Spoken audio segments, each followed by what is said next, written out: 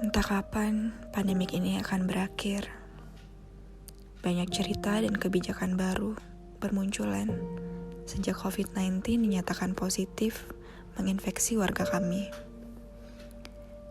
Mulai dari menggunakan masker di luar rumah, lebih rajin mencuci tangan, dan juga social distancing dengan tetap di rumah aja.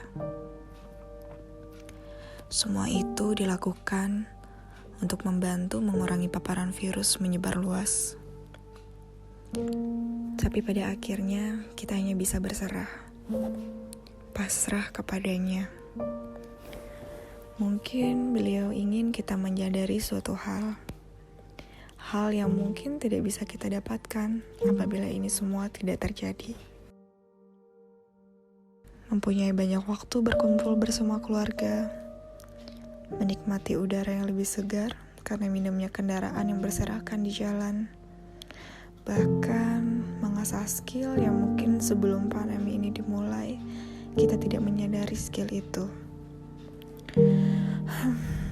Ini semua sudah diatur.